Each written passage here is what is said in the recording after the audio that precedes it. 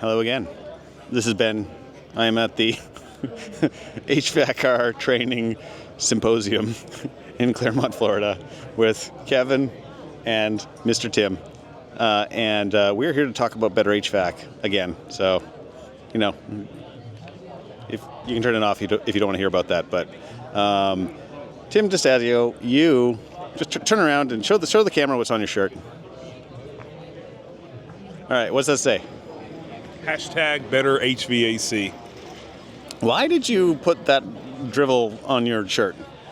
Because about a year or two ago, I started seeing references to it, and I really liked it. At first start, I think Jim Bergman was the first person I heard it from, and I was like, that's really good. Like, it's really simple, hasn't been used, and it symbolizes kind of what I want to do, is just create a better HVAC contractor and technician from the stock that we currently have.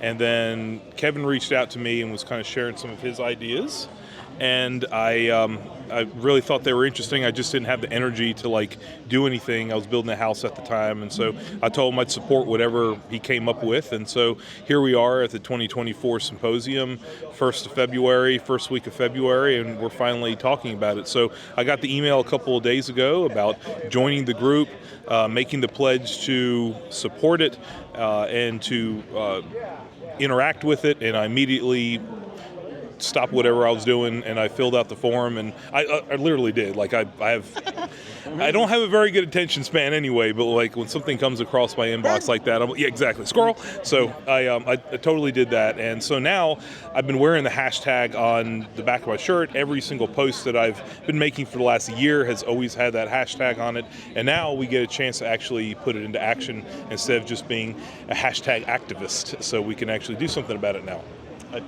It's kind of interesting, because that's what the hypothesis was originally, is that it's simple enough, it is clear enough that people can glom onto it and they can actually make it whatever they need it to be, because it was based upon the premise that there's so many people in a community like this who are doing really good work that it just ends up creating a very simple like a bell that you can ring that signals your values. Right. So here at the symposium every year, the brightest and I think the most progressive minds in the HVAC industry converge, and we train each other, we learn from one another, we network, we share ideas. And just in the last 5 years that I've been a part of the symposium, either coming in person or during the pandemic, I went virtually, I've made leaps and bounds changes as a contractor in the way I think. And so this is really the type of people that we want to get together. And now that we've got a really great bubble, we can start expanding out and trying to get as many people as we can to see the value of this, and so they can help their businesses and help their career. And I think you were asking, you wanted to learn a little bit more about some of the bigger picture pieces, right. And so the whole hashtag, we kind of had theorized that it's a good first step, but it's always the first of multiple steps towards something bigger. Yeah, I also just want to make it clear that there's maybe a dozen people who came together to really move this forward. Yeah. So there's not one person, and in fact, it's still an open question of who's going to participate, how is this going to be shaped, how is it going to evolve. So we have some theories, and we have quite a bit of feedback that points towards a trend of what people want to see out of this, but there's all sorts of ways of where it could head. There's things it could do. I think at its core, though, it's not intended to do anything. It's intended to amplify the amazing things that are already happening in the industry and give them a name. There's clearly momentum happening. This event gets bigger and better every year. You see more collaboration between NCI, ESCO, HVAC School, all these different organizations. And so we were at AHR at the High Performance Hangout. There's all these names up there, Measure Quick, etc. And they're saying, look at this movement. But what is the movement? What can we point to? How can we amplify this and get all contractors from around the country to be pointed to one thing that can then redirect them to all the other great efforts happening in the industry? That's one of the core principles of this, is unite people together amplify what they're doing and then help transform the residential HVAC industry. Yeah. So the website, which you saw, like what actually you saw that because you're using the hashtag, you might have just signed it without reading it, or did you read through it? Did you check out all the stuff on the website first? I read the core Declaration? Yeah, the declaration, but then I had to get back to work. So no, I have not. I have not gone through the whole thing. You missed some of the fun goodies. Well, that's probably why I have a lot of other questions to ask you guys. Oh, it's all good. But yeah, so on the website, if you haven't been there, is we got 2 pages other than like the kind of core pages about what this is, the declaration, the pledge, and then like the index of all of our champions who have signed the pledge. There's kind of like 2 vision pages of features for some for professionals and some for homeowners, because basically if you get these people all into a centralized location to continue these conversations after an event like this, and then you have some deliberate sort of goals of saying that these are some gaps in the industry that we think that there could be collective work to create value, here's how it can help accelerate that change in the industry. So on the professional side, it is a maybe even like a CV builder. So like a resume, but except a little bit more of that. It contains like all of your experiences, like maybe some of your projects where you did a home performance project, and you can actually detail it using a template with like your photos and stuff like that. Something you're really proud of. That you can't put that on LinkedIn. Like you can put it in a LinkedIn post, but it doesn't actually get attached to like a resume. And so because the work that gets done by a lot of HVAC professionals, if you're doing really good work, oftentimes so many people don't know that you're doing that good work. So that's one potential angle. Yeah, and another potential angle, Corbett made a list of contractors who are ethical. Bill Spohn had a responsible contractor network idea. He announced it, I think, a couple years ago at the symposium. And so a lot of people have had this idea, but we have a lot of private equity consolidation in the HVAC industry. There's a lot of bad practices, unethical sales processes that just try to replace people's equipment without actually doing any diagnosis and making sure there's a problem.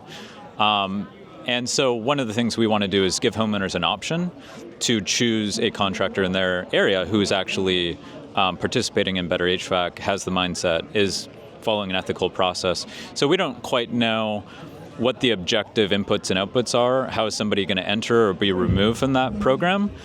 We don't want anybody to be able to get into that. You have to sign the pledge first. You have to sign the pledge, but anybody can sign the pledge. So I think we're going to have to come up with ways to qualify that someone belongs, and then if someone sort of maybe changed hands, their company changes owners, that they could be removed from that network. Yeah, and I think that actually is one of the, it's now emerging that possibly one of the core values of this is kind of the resistance to monopolization. Because within a market, if you have monopolization, if you have the Walmartification of an industry, then a lot of the value that gets created for the local, like the local community, just starts all the value gets extracted out. And then like a lot of the purpose, a lot of the things that kind of, held together, like, the last couple thousand years of human history kind of just it decays. And then you have what's left is not very healthy, like people that don't know how to support each other, an ecosystem that can't achieve homeostasis anymore.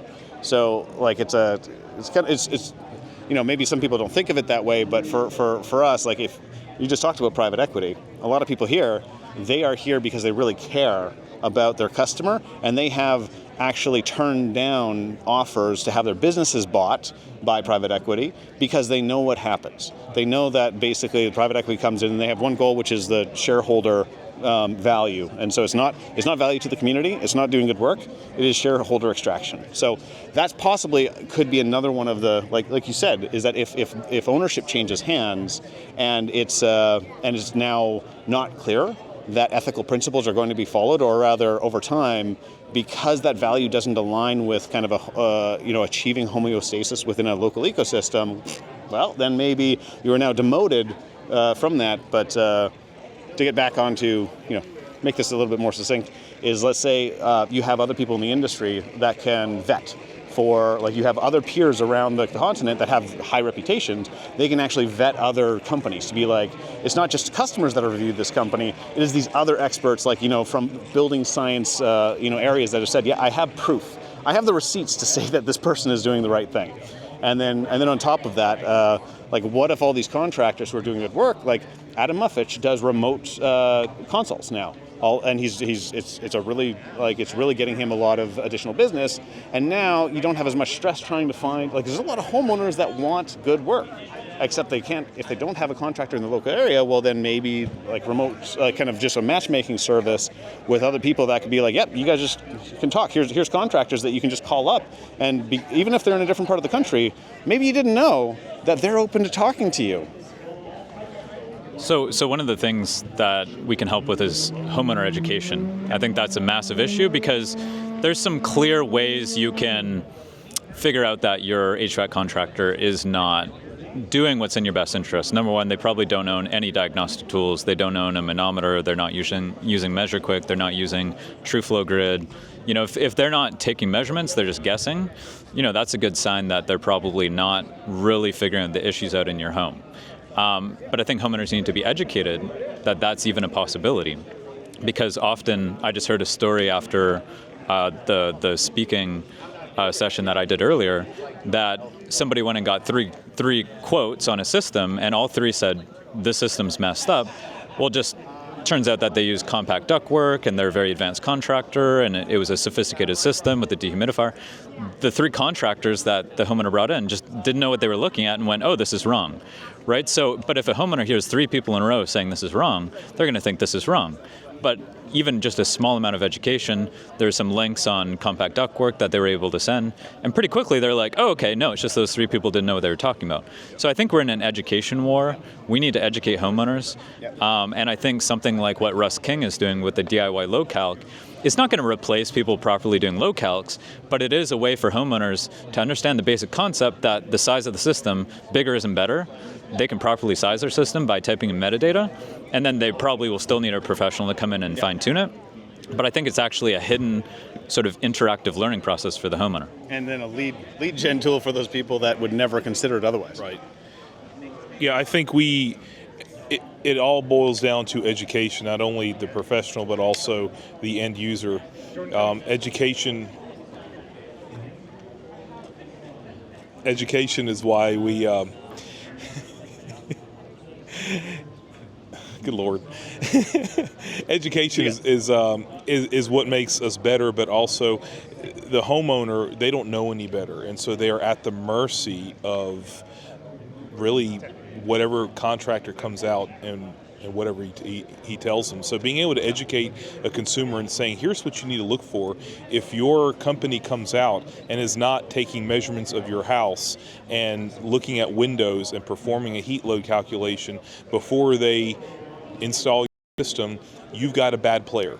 And unfortunately to me, there's two types of bad players. There's incompetence and there's just unethics.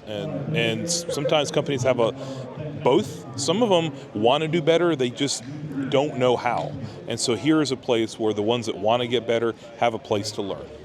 Yeah, so then, like at the core, to kind of sum it up at the core, it is like an ethical foundation of that, of doing really good work that is beneficial to all of the stakeholders involved in that community, and then also taking all of those resources that are very common here, but they have not been scaled to the rest of the continent, is making them scalable and accessible. I think that's what it is right now. Yeah. So. Yep. That covers it. Yeah. Yeah, I think so. Cool, man. Yeah. Thanks, Tim. Thanks for the opportunity. Thanks, Tim. All right.